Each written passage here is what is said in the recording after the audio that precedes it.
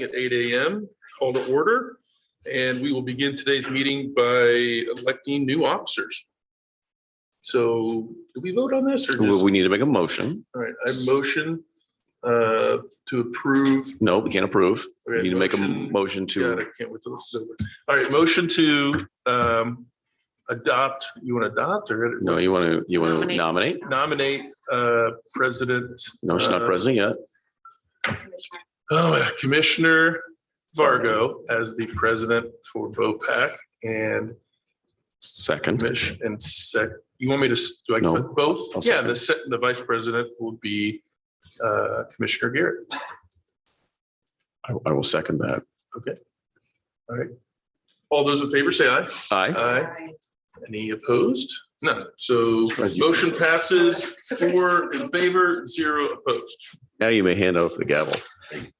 Not the paper, you got to hand the gavel. That's the important part. Rule with an iron fist. Thank you.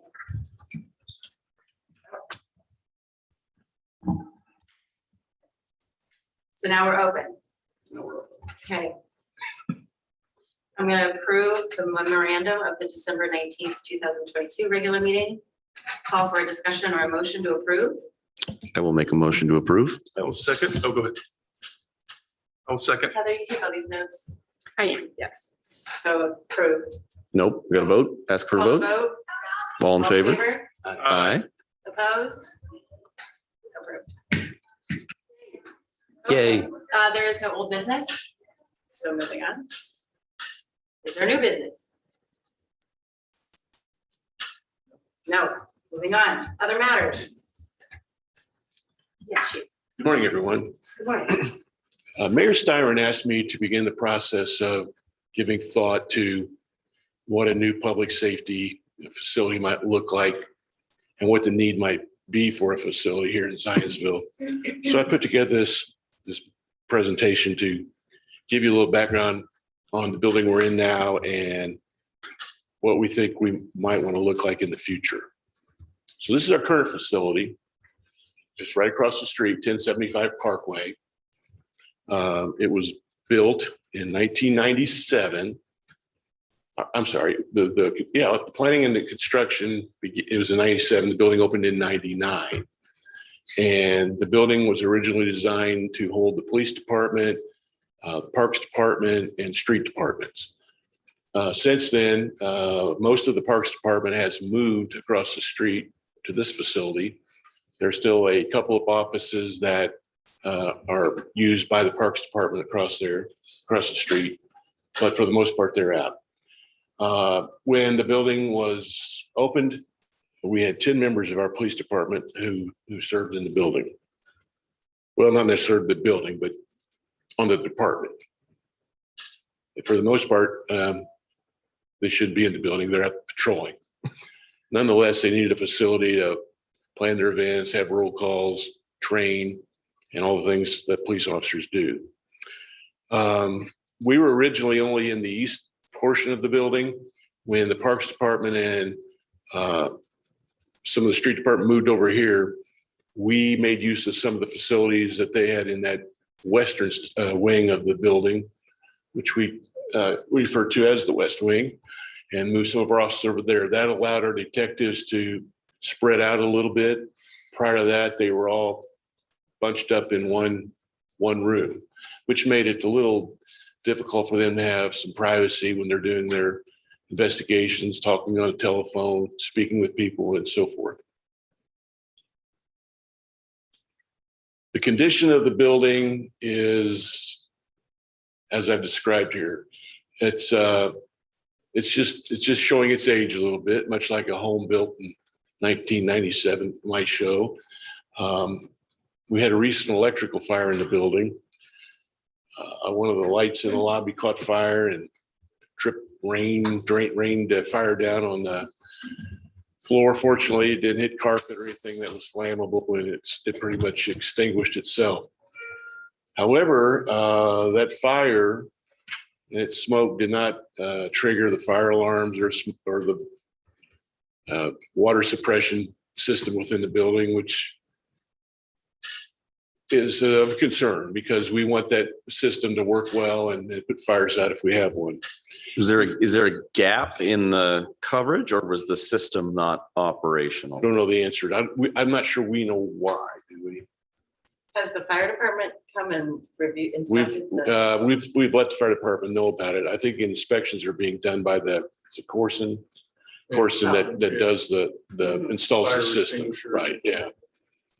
But the building's had a number of water leaks, including one I was notified of this weekend, which the locker rooms were flooded, and we think water's coming from a pipe in the wall.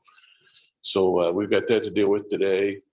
The garage ceiling has begun to collapse, and the garage door openers, these real heavy duty openers, are in need of replacement. The HVAC system is in need of service and perhaps replacement in the future. Security around the building is somewhat lacking because the trail goes right behind it. There are no fences or anything to prevent anybody from walking up to the building, and police departments, for all the right reasons, need a good amount of security around them.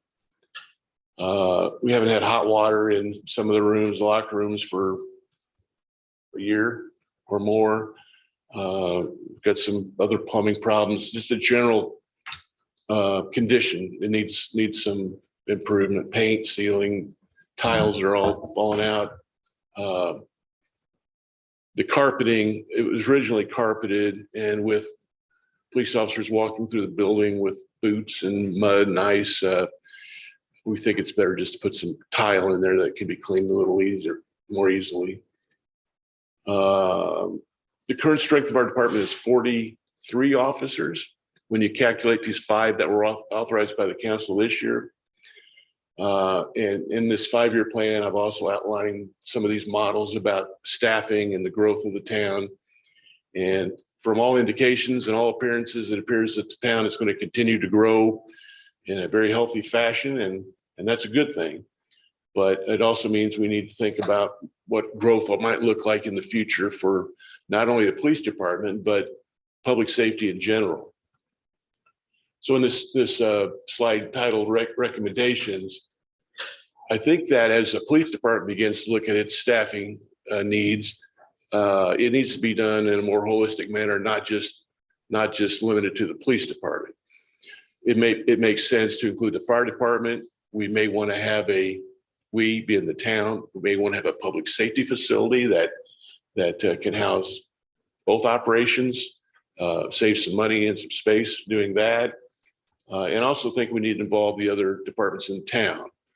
In other words, if a fire station has to be relocated, then where are we going to put the fire apparatus? And I know there's been some discussion about the parks department, the street department perhaps relocating. So there are a lot of dominoes to look at how they fall and who would go where temporarily and all those kinds of things.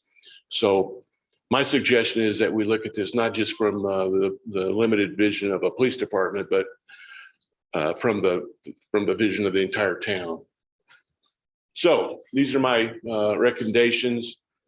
And this year, I think we shouldn't do anything that costs any money, because no money was budgeted from the police, requested by the police department for the budget to look at any of these things. But I think we can begin the process of looking for the proper location, where that might be. And in the next year, perhaps we begin the planning process.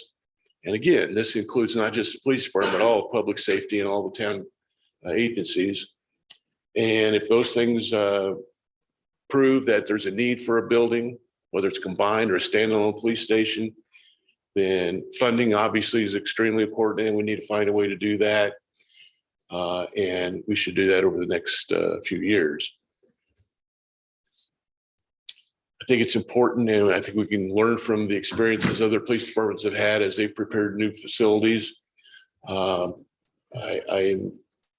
well acquainted with the leadership at the Lawrence Police Department, and they recently completed a new police station.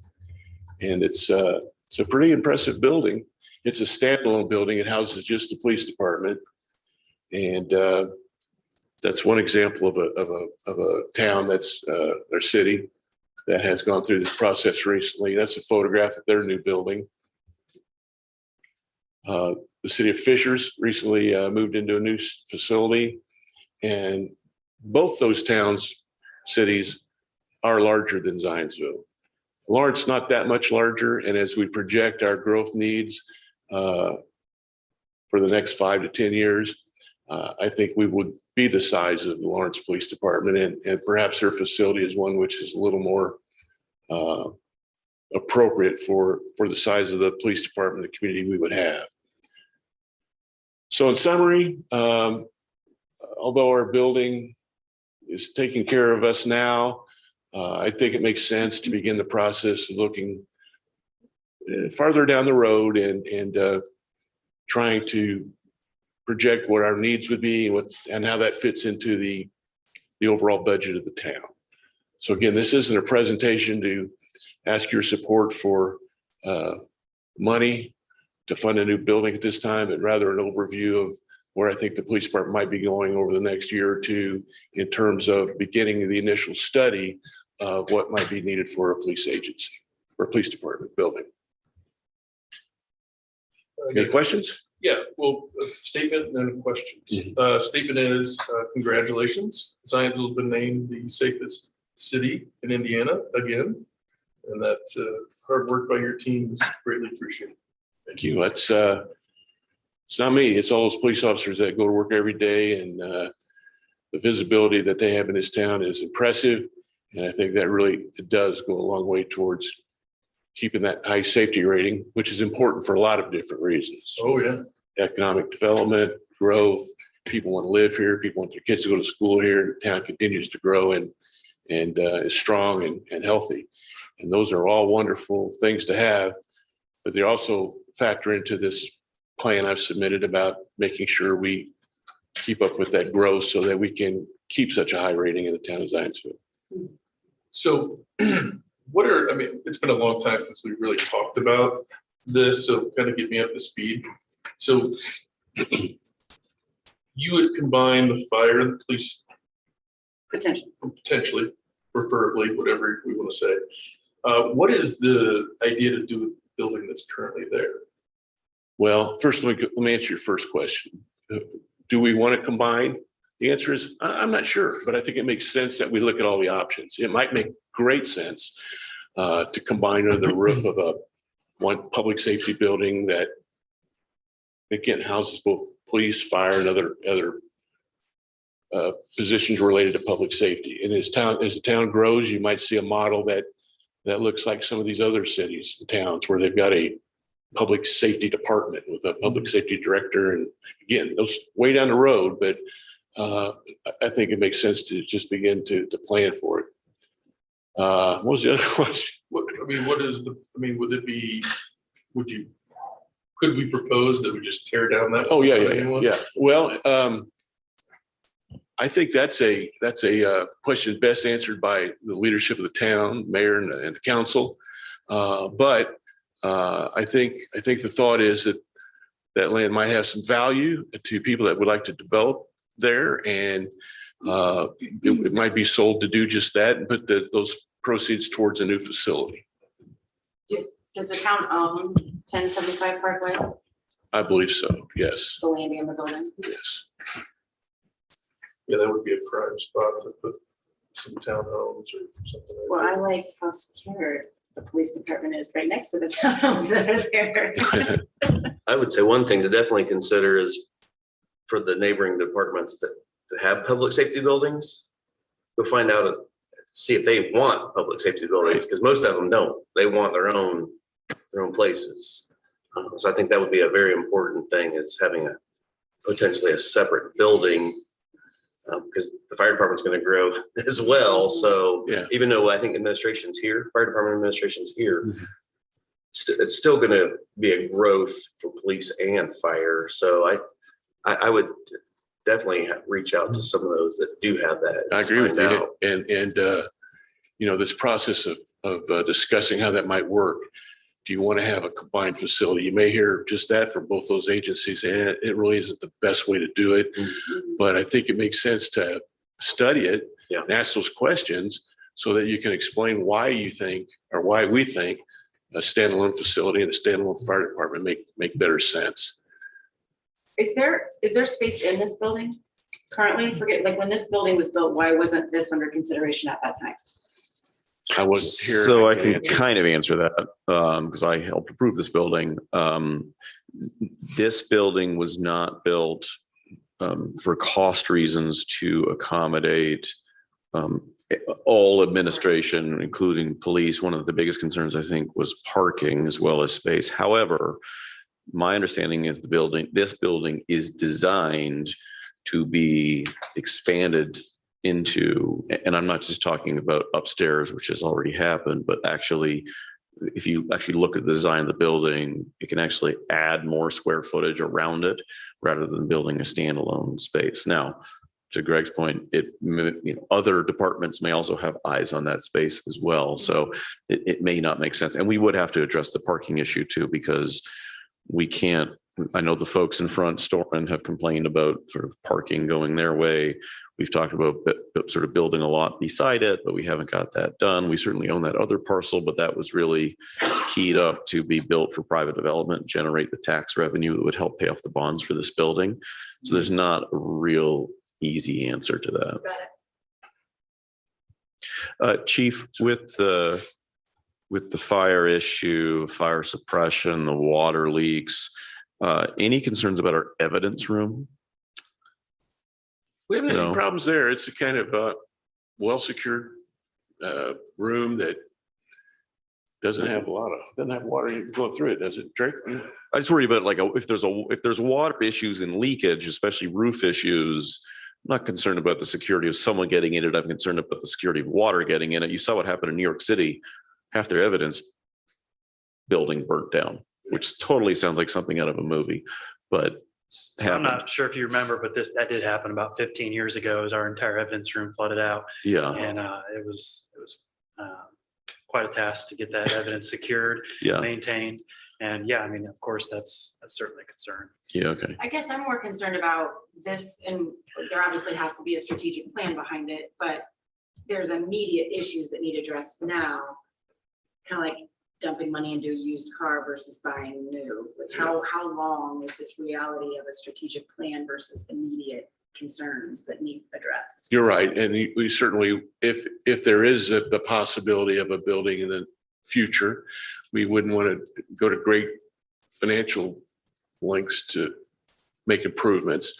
We did put some money in the budget this year for just some sanitary needs, to rip that nasty carpet up, put some tile down, and some painting, just basic stuff to make the facility more attractive to those that visit and work in it. Sure. It's in need of some TLC. yeah. Chief, and I'm wearing two hats here in this statement. I think, Mayor asked you to do this, and I applaud you for doing that. And I think it's necessary to sort of keep figuring what the long-term plan is. I have a hard time believing that any funding plan could be approved this year because the mayor has announced she is not running for re-election.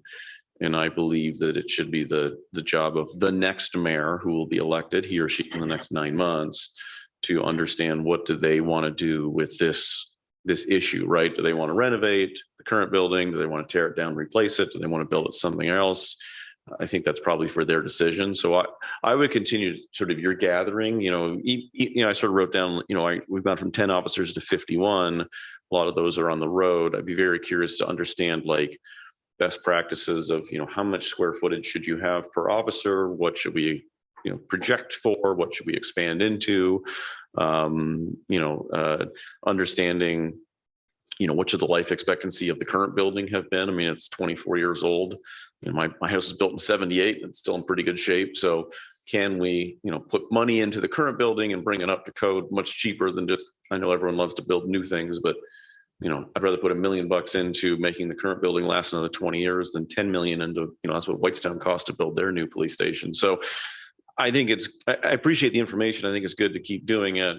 I think it's probably a 2024 decision for another mayor, another council to make. Yeah, I agree with you. And that's why, if you noticed, there wasn't any suggestion that any funding be even considered for the next couple of years. It's just to begin the process of thinking about it and coming up with ideas on how those things might look.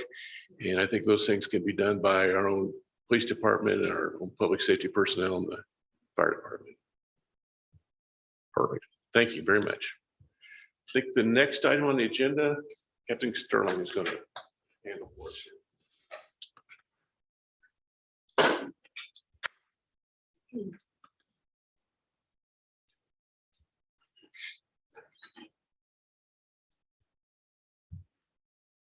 So next, we'd like to present to you a promotion process that we plan to begin here very shortly. So currently, ZPD, we don't have a promotion list for the ranks of sergeant and lieutenant. We last ran a process we began in 2020 per our policy. That list expires after 2 years. And so that list expired December 21st of 2022. So we have a gap here where we need to initiate a new process. The reason being, it's important to maintain a list for consistent supervisor coverage in case anything happens, any retirements, anybody steps down, any demotions, any requests for reassignment. If any of those things happen, we may need to backfill with a supervisor of the same rank. So for that reason, and for the fact that it does take typically 2 to 3 months to develop a process, we would like to move forward with presenting or maintaining a list. The timeline that we're hoping to follow, we would like to post an announcement of the process right around the first week of March, potentially March 6th. Per CLIA standards, we would keep that open for 14 days. March 22nd is when we would aim to close that sign up. We would give them about 6 weeks, 7 weeks to review the study materials and the items we assign them for those who sign up. We'd have written assessments take place May 3rd, and then tentatively scheduling interview boards and practical skills evaluations on May 18th and 30th. The sergeants would be on the 18th and the lieutenants would be on the 30th. We did deconflict those dates to ensure that nobody was on PTO or on vacation or training, so that we would be able to ensure that everybody who is eligible would be able to participate. A little bit about the practical skills evaluations that would take place. They would complete exercises to include leadership scenarios, managerial scenarios, and tactical scenarios. You can understand why the first and last are important given their positions. The managerial ones are kind of the day-to-day challenges that our supervisors see, citizens' complaints or, routine tasks that supervisors have to complete, special projects, things of that nature. These evaluations are typically graded off of the content, the adherence to our policies, our training standards, and of course, grammar, spelling, clarity of thought, things of that nature, how well they convey those ideas. We would then complete a written exam. We would issue study materials to all the candidates to include textbooks, scholarly articles, the Indiana IC code book, department policies, local ordinances, case law, prosecutor updates, things of that nature. Most of those are open book. We don't expect them to necessarily memorize every single IC code or every local ordinance that comes across, but the textbook, scholarly articles would be something that would ask them to retain knowledge on, and we would implement that written exam over. Performance reviews. This is the main way that we were improving this process versus previous processes. In 2020, when we had our last promotion process, this administration had just taken office. The prior town administration and police administration did not have any performance evaluations in place. And so since then, we realized there was a gap there. We implemented performance evals both in 2021 and in 2022. So those are now available for us to utilize during these promotion testing. Reason that's important is because we want to draw off somebody's body of work that they've done over the past 2 years, rather than just place a whole lot of importance on, the day of testing. So we're excited to have those. I think that adds a much needed prong to our testing and evaluation. Additionally, there are scoring components available to us to use, to include cover letter, resume, education, military service time, specialty assignments, training, and discipline. Again, those are all written in policy, so we certainly expect to utilize those as well, because those are all very important for various reasons to what we want to see in sergeants and lieutenants. The weighting that we are planning to utilize, we would weight the oral interview at 25%, the written assessment and exam at 25%, the performance review and personnel points at 35 and 15, bringing us to essentially a 50-50 split between body of work and the assessments and exams. We think that's a good split. Whereas, like I said last time, it was nearly 100% based on day of testing, which we want to avoid this time. Much like we did in 2020, we will establish minimum scores for eligibility, that being 70% for sergeant, 75% for lieutenant, strictly to keep the quality candidate that we get at a high level. Again, much like we did the previous process, after the process, we'll have an appeal period, and we follow the appeals through the grievance policy that we have in place. One thing that we did last time, we definitely want to do again. We learned a lot through debriefs and mentorship meetings that we offered to all participants. Not everybody took advantage of, most did. We were able to talk through not only what did they see in the process that they liked or didn't like, but also had an opportunity to tell them how they could improve, or where they maybe struggled, or where they did well in the process. And so that could help prepare them for the next time.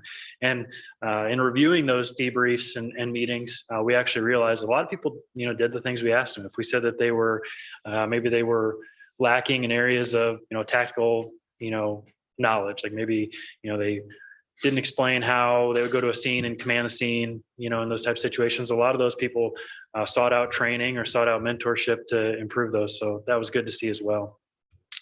And of course, per CLIA policy, all newly promoted supervisor will receive training within 1 year of their appointment to that position. And so that is our post-process plans. With that, I'll take any questions. What's the current policy if somebody is on, say, the sergeant's list? They're in there. You have the pick a three? No, we have the the highest candidate on the list. Okay, so you go in order. So number one is offered a spot as a sergeant wherever, and they turn it down. I should have familiarized myself a little bit. What is the policy of what happens to them? Do they remain at the top spot if they turn it down, or are they just eliminated? Yeah, so unless they recuse themselves from the list altogether, they remain on the list. Okay. And so with the different divisions that we have, obviously we have school resource, we have investigations, we have patrol.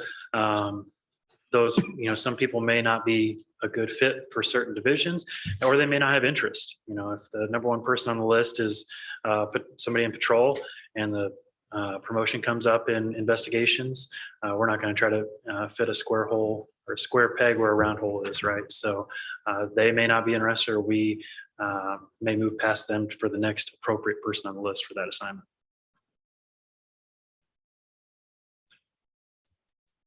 We didn't lose anyone last year who didn't, or last time I should say, that didn't get promoted. You talked about sort of that mentorship through the process and stuff like that. You always sort of worry as you go through a promotion process, if someone doesn't get it, they look elsewhere. But we've been able to retain people because they still feel they have a career path, even if they didn't get it that time. Correct.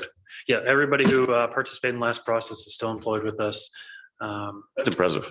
Well, yeah, it's a good thing. And furthermore, you talked about the pathing, the career pathing, right? Since then, we've implemented this master patrol designation. We had our first person earn that in December. And what we've seen is, it kind of bifurcates the process. You can either go be a master patrol officer or you can be a supervisor. For the people who aren't necessarily interested or don't find supervisor positions appropriate for them, they can kind of gear towards that master designation and get a little bit of bump in pay and kind of take on that mentorship role while not necessarily being promoted. And we have had a lot of interest in that.